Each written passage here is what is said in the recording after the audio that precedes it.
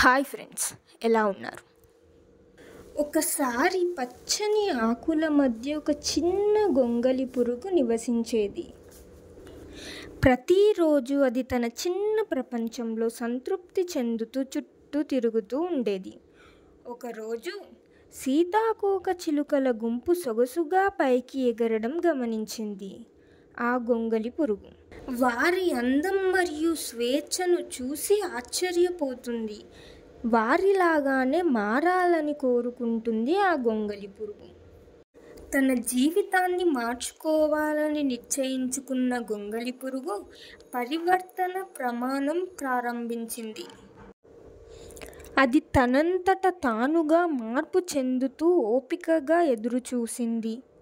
రోజులు వారాలుగా మారాయి మరియు గొంగళి పురుగు అసౌకర్యం మరియు నొప్పిని అనుభవిస్తుంది.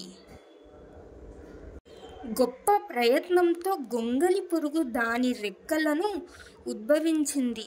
అద్భుతమైన సీతాకోక చిలుకగా రూపాంతరం చెందింది. గొంగళి పురుగు వలె మనం మార్పును స్వీకరించాలి మరియు మనం ఊహించిన దానికంటే గొప్పదిగా మారగలగాలి.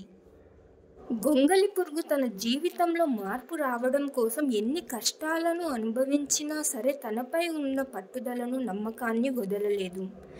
మీ జీవితంలో కూడా మీరు ఏదైనా చెయ్యాలి అనుకుంటే ఎన్ని కష్టాలు వచ్చినా సరే మీపై ఉన్న పట్టుదలని, నమ్మకాన్ని వదలకండి. మీకు ఈ స్టోరీ నచ్చితే ఎలా ఉందో కామెంట్ చేయండి.